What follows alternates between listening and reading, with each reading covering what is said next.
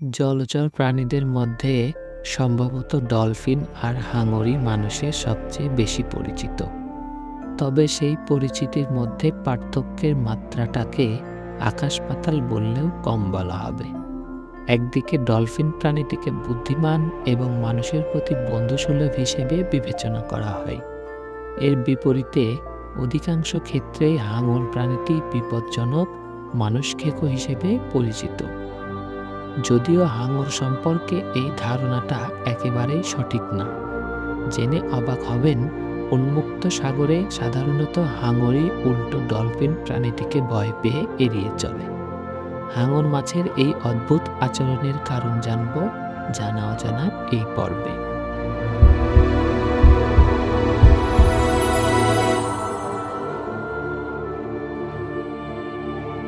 Dolphin আর হাঙর দুটো প্রাণী প্রধানত সাগরে বাস করে।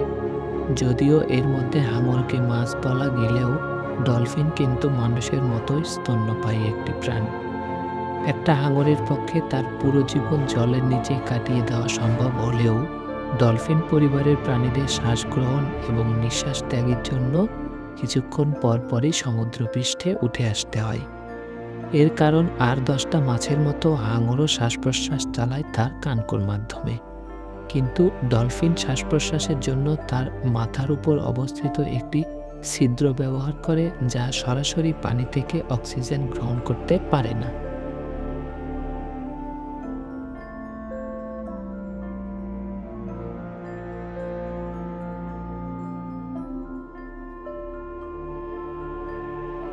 আনুমানিক 20 লাখ বছর আগেও ডলফিন এবং তিমি জাতীয় প্রাণীর পূর্বসূরীরা স্থলচর প্রাণী ছিল।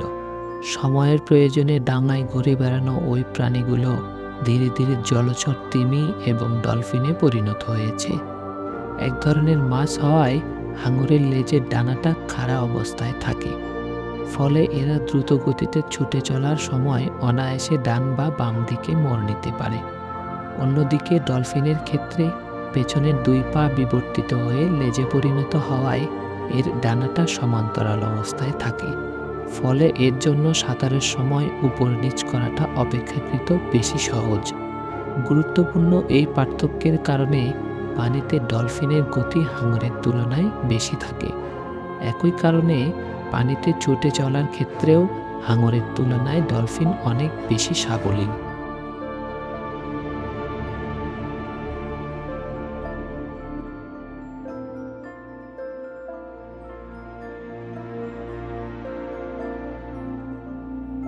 এবার জেনে নেওয়া যাক ভয়ঙ্কর শিকারী হিসেবে পরিচিত হাঙরের বন্ধুসুলভ ডলফিনকে ভয় পাওয়ার মতো কী কারণ থাকতে পারে। হাঙরের জন্য এই ডলফিন প্রাণীটিকে এড়িয়ে চলার একটি বড় কারণ হচ্ছে এরা সবসময় দলবদ্ধ অবস্থায় চলাফেরা করে। অন্যদিকে প্রায় সব প্রজাতির হাঙরই নিভৃতচারী। সম্ভবত একাকী কোনো ডলফিনকে পরাস্ত করা একটি হাঙরের জন্য তেমন পরিশ্রমের কাজ হবে না, কিন্তু দলবদ্ধ 20 থেকে 25টি ডলফিনের মুখোমুখি হওয়াটা গ্রেট হোয়াইটের মতো হাঙরের জন্য বেশ ভীতিকর ঘটনা। এছাড়া অপেক্ষাকৃত বড় মস্তিষ্কের অধিকারী হওয়ায় ডলফিনের জন্য আক্রমণের কৌশল নির্ধারণও সহজ ব্যাপার। বিজ্ঞানীদের পর্যবেক্ষণ অনুযায়ী মাঝে মধ্যে কোনো হাঙর কম বয়সী এবং দলছুট ডলফিন শিকার করলেও অনেক সময় আক্রান্ত ডলফিনটি সাহায্যের জন্য বাকিদের ডাক দেয়। সেই ডাক শুনে বাকি ডলফিনগুলো রীতিমতো হাঙরটার দিকে তেড়ে আসে। হাঙরটা পালানোর চেষ্টা করলে নিচ থেকে এক ডলফিন এসে তার পেটে সজোরে ধাক্কা দেয়।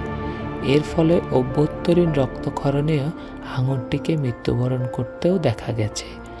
না পালিয়ে হাঙরটি কোথাও লুকানোর চেষ্টা করলেও মুক্তি নেই, কারণ নিজেদের শিকার খুঁজতে ডলফিন নিশাচর বাদুড়ের মতো ইকোলোকেশন ব্যবহার করে। ডলফিন প্রাণীটি নিজ দলের সদস্যদের সুরক্ষা নিশ্চিত করার পাশাপাশি খোলা সাগরে ভেসে থাকা মানুষকে হাঙরের আক্রমণ থেকে রক্ষার নজিরও রেখেছে একাধিকবার। তবে এক্ষেত্রে তারা আক্রমণকারী হাঙরটিকে ধাওয়া করে হত্যার বদলে অসহায় মানুষটির চারপাশে অবস্থান নেয়। আক্রমণের সুযোগ না পেয়ে কিছুক্ষণ পর হাঙরটি শিকারের খোঁজে অন্যদিকে চলে যায়।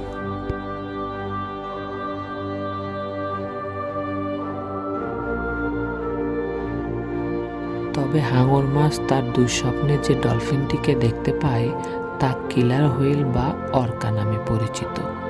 বিশ্বের বৃহত্তম শিকারী প্রাণীর খেতাবধারী এই প্রজাতির ডলফিনের খাদ্য তালিকায় বিভিন্ন ধরনের হাঙর রয়েছে, যে কারণে খোলা সাগরেও কিলার হুইল অধ্যুষিত এলাকাগুলো এড়িয়ে চলে সব প্রজাতির হাঙররা।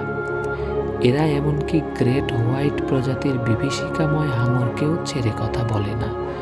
বিস্ময়কর ব্যাপার হলো, শিকারের পর এই ডলফিনগুলো পুরো হাঙরটাকে খাদ্য হিসেবে ব্যবহার না করে শুধু কলিজা এবং হৃৎপিণ্ডটুকু খেয়েই মৃত হাঙরটিকে ফেলে চলে যায়।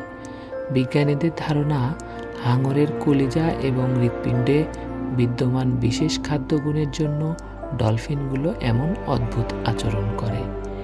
এই অর্কাদের কারণে গত কয়েক বছর ধরে গ্রেট হোয়াইট প্রজাতির হাঙরগুলো ভারত মহাসাগরের বিস্তীর্ণ এলাকা সম্পূর্ণ এড়িয়ে চলা শুরু করেছে।